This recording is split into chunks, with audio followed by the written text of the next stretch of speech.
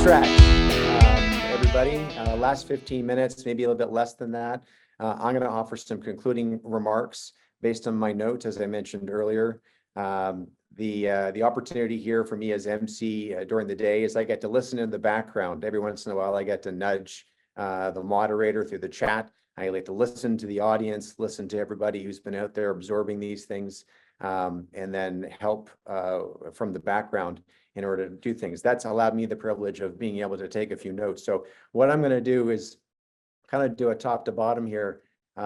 First and foremost, and this is always super important in showing gratitude, not only just to those who have participated in this knowledge transfer during the day-to-day, those who have moderated, but all the brands who have been so helpful behind the scenes in leveraging their time and talent and treasury in order to make sure that this entire week, Scale Up Week, and especially Practice Day, has been possible. So this whole cluster, including support from Growth Catalyst graduates, Robert mentioned we have funding over the 22 to 25 three-year funding window to serve up to 105 companies. We've currently served about 74. We are on a recruitment drive for our next cohort, which starts in September. I mentioned that during the brief introduction to Growth Catalyst just before lunch. But this is a big shout out and a thank you to every single one of these brands who contributed to today. So I'm going to take about a minute, maybe a bit less, to flag a few things. As I mentioned earlier, that the content will be made available as part of our ongoing efforts to bolster and focus on the learnings that can help expand knowledge and expand the strength in the ecosystems for scale-ups across Western Canada. This panel was absolutely amazing and really starting off the day with Compass, which is the purpose-driven aspect of scaling. What is it about vision and keeping that vision in mind and at the forefront that allows for exponential growth to take place?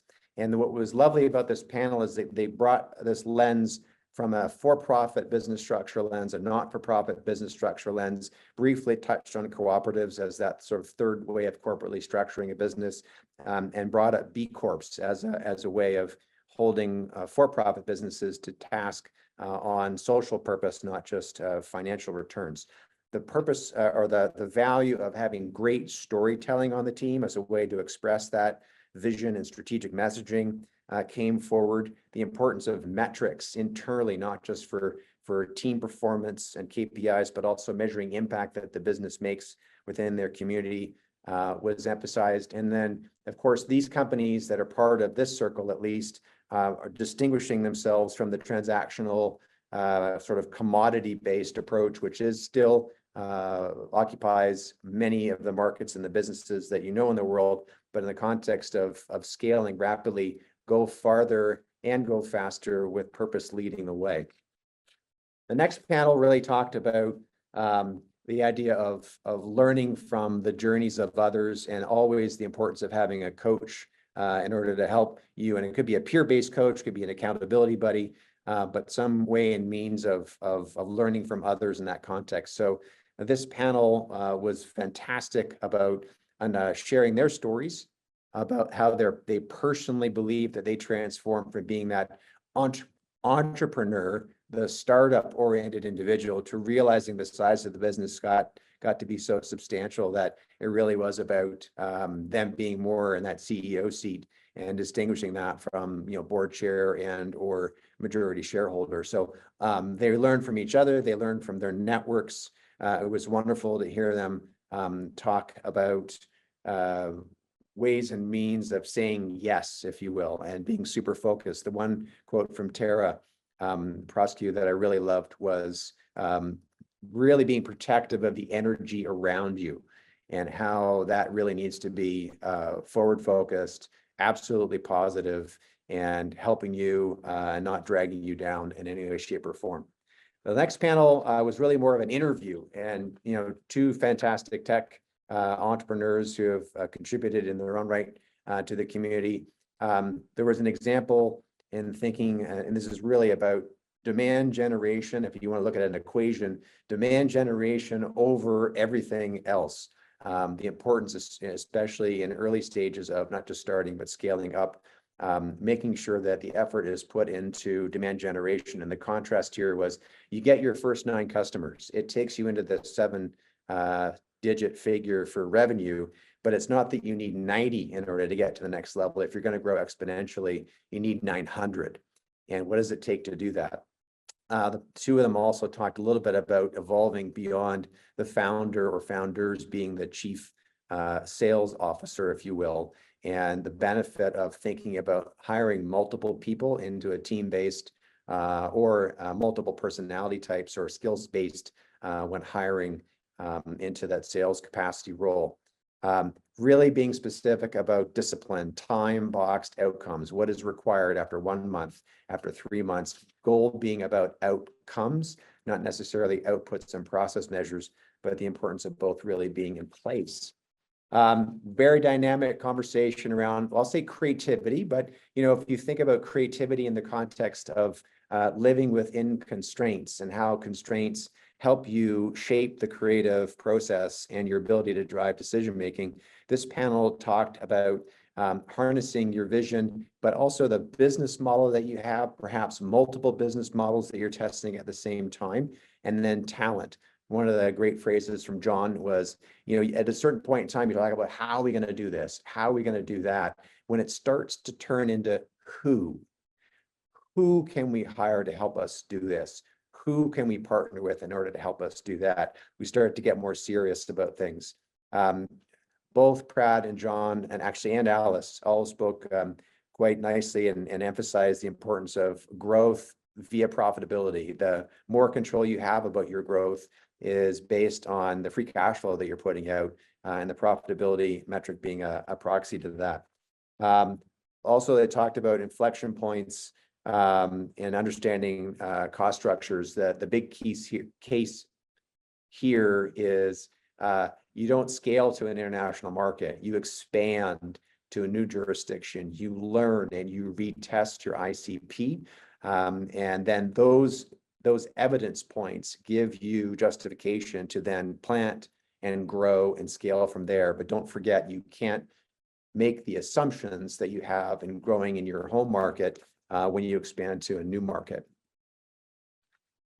In that same context of expanding to new markets, where the panel I just mentioned really talked about interacting with south of the border here in the United States, this group really talked about scaling internationally. And in this context, it meant outside of North America. One of the wonderful comments that was made was about really thinking about what is driving the market opportunity in the foreign country, knowing that regulatory needs and regulatory expressions in those foreign markets really need enforcement in order to get traction. The other really interesting piece to this was never rely on your intellectual property portfolio to protect you protect your business model. That really hit home. The other piece that really hit home was thinking about being very, very clear on the deal structure, the statement of work when you're working on international deals.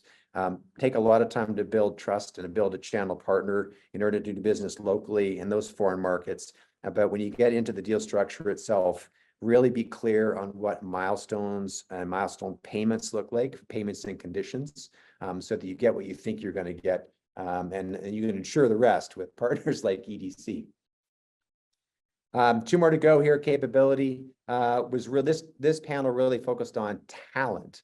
And the couple of gleams from this, when you do the recruitment process and bring somebody into the organization, always think about where they're landing and where they could go. Proactively think about that up front. People join companies that are scaling rapidly because they see themselves having multiple moves within an organization, and you want to have that conversation proactively with them, which means having a very strong onboarding process.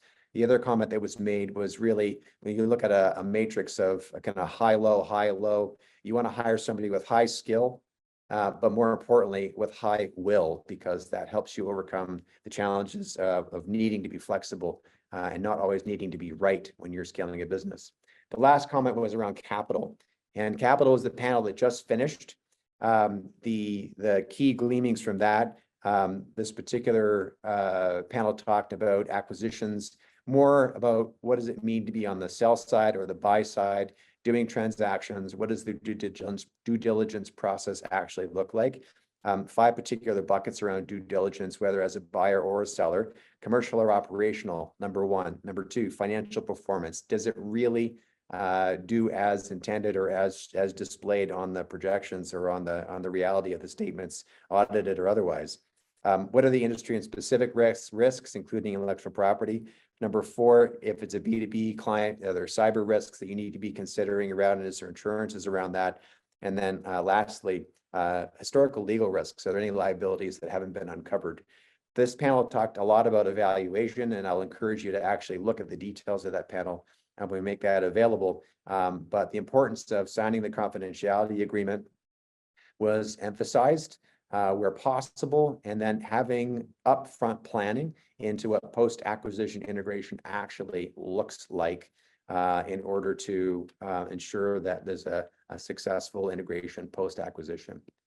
So we are at the end of practice day, folks. Thank you so much for joining us. I want to give you a little bit of a forecast for tomorrow and what tomorrow is going to look like. We just finished day 3 here. Day 4 tomorrow is in person here in Calgary. We're going to have a absolutely packed room at the new BMO Center at the Calgary Stampede grounds for ScaleUP and Awards Gala. Very excited for that. What was done in advance of that was of course, the series of awards. And part and parcel of those awards, there were a number of nominations. All those nominations went through a committee which took a good hard look at the skills base, the impact that those companies had made.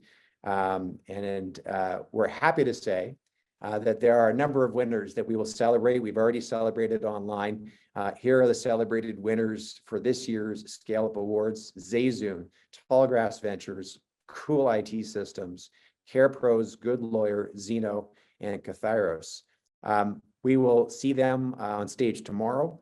I will get back to you on whether that's broadcast or not. I believe it will be.